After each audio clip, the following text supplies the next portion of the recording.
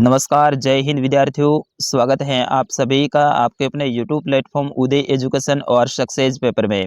विद्यार्थियों, आज के इस वीडियो में लेके आया हूँ 8वीं बोर्ड परीक्षा 2024 की दृष्टि से इम्पोर्टेंट आपके विज्ञान यानी साइंस का पेपर, जो कि इस बार आपके आने वाले बोर्ड एग्जाम की दृष्टि से अति महत्वपूर्ण रहने वाला है और आप सभी विद्यार्थियों के लिए वरदान साबित होने वाला है। तो आप सभी साथियों से निवेदन रहेगा, वीडियो को अंत तक देखिएगा, वीडियो को लाइक और चैनल को सब्सक्राइब जरूर कर दीजिएगा। विद्यार्थियों, इस पेपर को आपने पूरा देख लिया तो इस बार आपको विज्ञान में अच्छे अंकों के साथ में उत्तीर्ण होने से कोई भी नहीं रोक सकता है, क्योंकि पूरा का पूरा पेपर आपके लिए इंपॉर्टेंट रहने वाला है और उत्तर सहित मैं लेकर आया हूं। यानी प्रत्येक प्रश्न का उत्तर भी मैंने साथ में लिखा है। हिंदी और इंग्लिश दोनों ही सब्जेक्ट में ये पेपर आपके लिए उपलब्ध रहेगा। इंग्लिश मीडियम वाले भी विद्यार्थी इस पेपर को पूरा देख सकते हैं और हिंदी मीडियम वाले विद्यार्थी भी पूरा देख सकते हैं। तो आप मेरी मेहनत के लिए वीडियो को लाइक और चैनल को सब्सक्राइब जरूर कर दीजिएगा। आइए बढ़ते हैं पहले प्रश्न की ओर। पहला प्रश्न है वो आपके बहुवैकल्पिक प्रश्न रहने वाला है और इसके अंतर्गत कुल 15 अवसाद के प्रश्न रहेंगे। इसमें पहला देखिए, खरीफ की फसल है, इसमें से आपको बताना है कि खरीफ की फसल कौन सी है। गेहूं, मटर, मक्का, चना। तो विद्यार्थियों, इसका सही आंसर होगा वो होगा आपका ऑप्शन नंबर स। खरीफ की फसल है वो कौन सी है, मक्का है। बाकी रबी की कौन सी है, चना, मटर और गेहूं। ये तीनों की तीनों ये रबी की हैं, लेकिन ये मक्का है, ये खरीफ की हैं। फिर उसके बाद में अगला प्रश्न है, मलेरिया रोग का वाहक है, यानी मलेरिया रोग है वो किस मच्छर के काटने से होता है। तो मादा एनाफ्लीज मच्छर के काटने से होता है, ठीक है ना। तो ऑप्शन नंबर अ रहेगा इसका सही आंसर। कौन सा मच्छर, मादा एनाफ्लीज मच्छर। बाकी मक्खी के काटने से, कॉकरोच या तितली के काटने से मलेरिया नहीं होता है। तो बिल्कुल इजी से ऑप्शन है आपके सामने।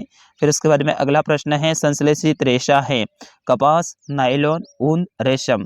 तो संश्लेषित रेशा है वो नायलॉन है। कौन सा है, नायलॉन है। बाकी कपास, ऊन और रेशम ये संश्लेषित नहीं है।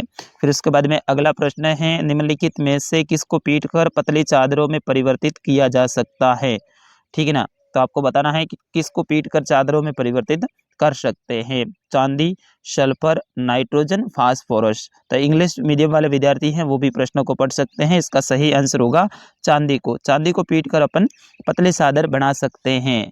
बाकी नाइट्रोजन, फास्फोरस, सल्फर इनको नहीं पीटकर नहीं बना सकते, ठीक है ना।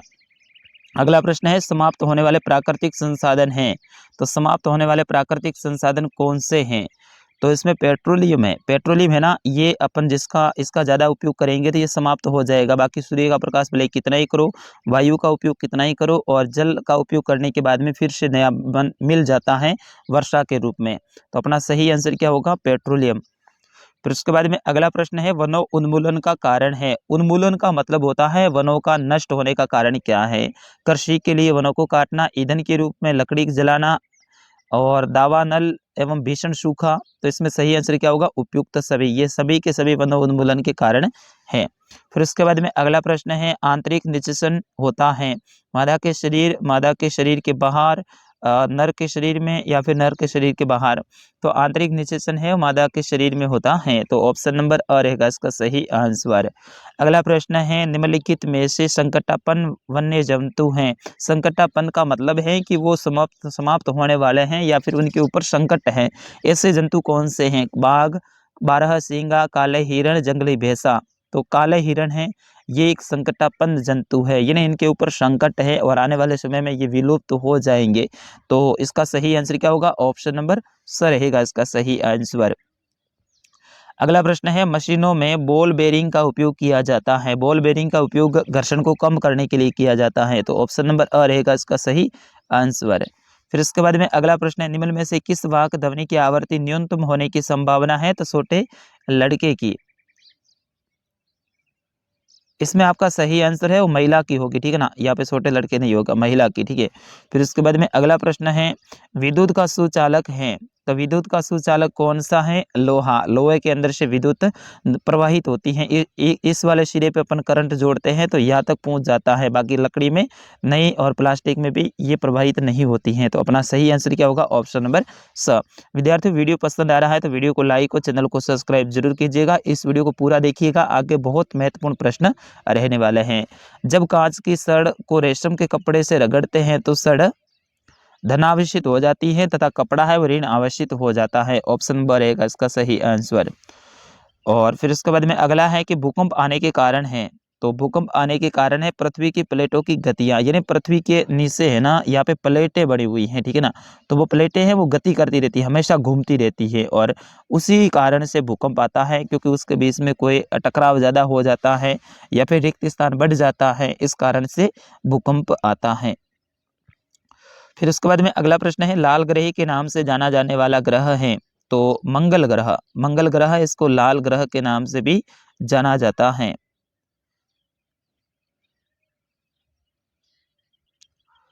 फिर उसके बाद में अगला प्रश्न है, रुधिर में ऑक्सीजन की वाहक क्षमता कम करने वाली गैस कौन सी है, तो इसमें आपका हो जाएगा कार्बन डाइऑक्साइड।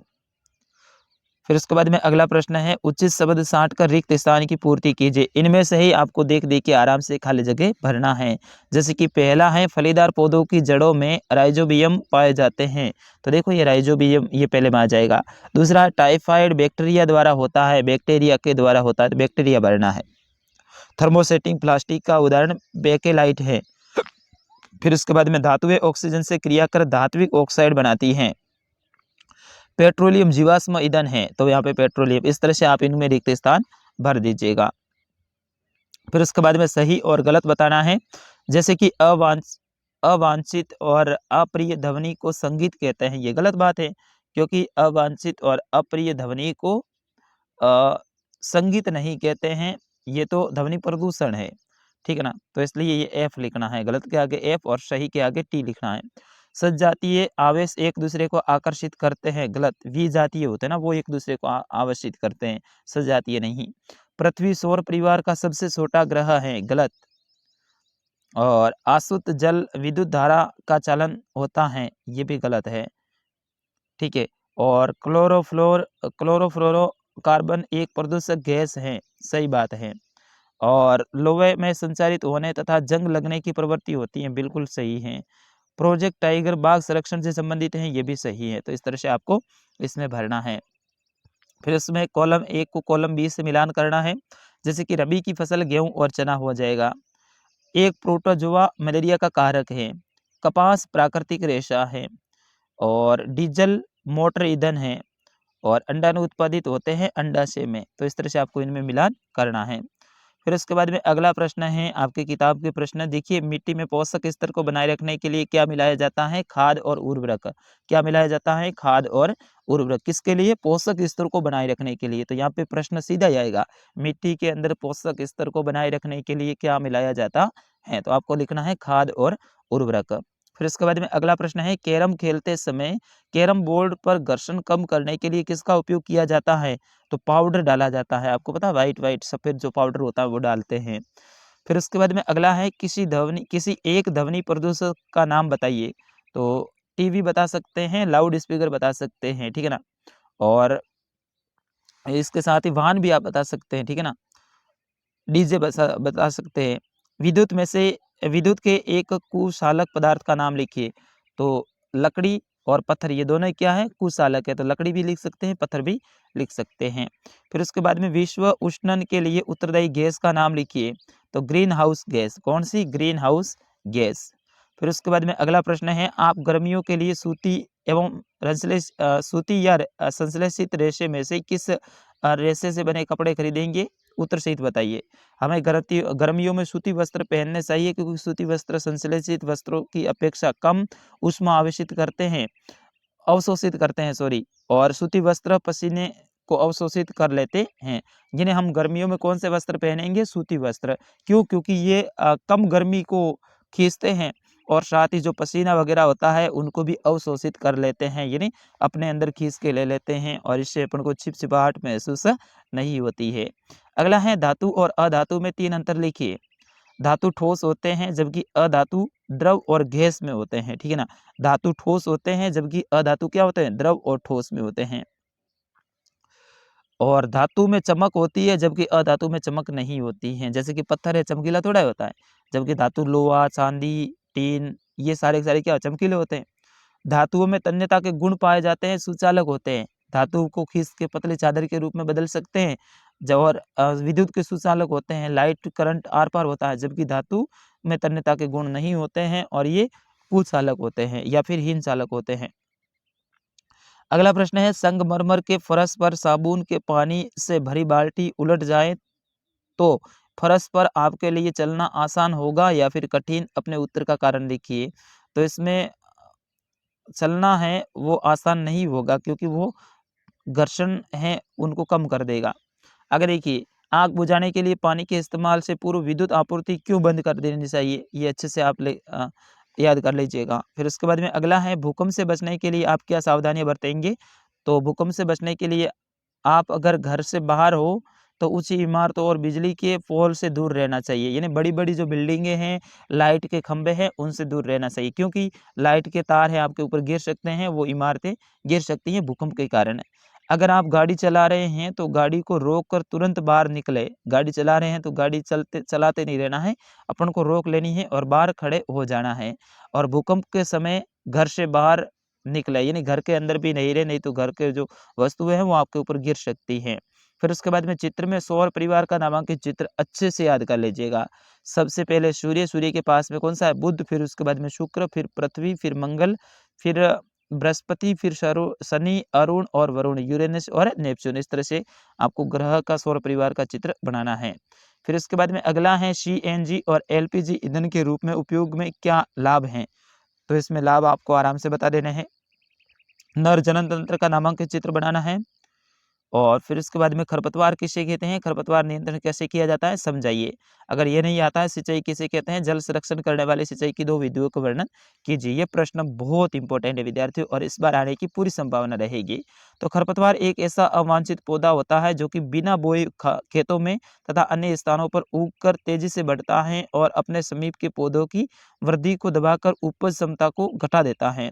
वृद्धि को दबाकर उपज क्षमता को घटा देता है, जिससे फसलों की गुणवत्ता गिर जाती हैं। ठीक है ना? तो ये खरपतवार के बारे में अच्छा से याद कर लीजिएगा। फिर उसके बाद में वन उन्मूलन का अर्थ बताइए, इसके कारणों का उल्लेख कीजिए। रेड डाटा पुस्तक क्या है? किन्हीं 2 संकटापन्न जंतुओं के नाम लिखिए। अच्छे से याद कर लेना है, ये प्रश्न आने की पूरी संभावना रहेगी। मच्छर अपने पंखों को 500 कंपन प्रति सेकंड की औसत दर से कंपित ध्वनि उत्पन्न करता है। कंपन की आवृत्ति और आवर्तकाल आपको ज्ञात करना है।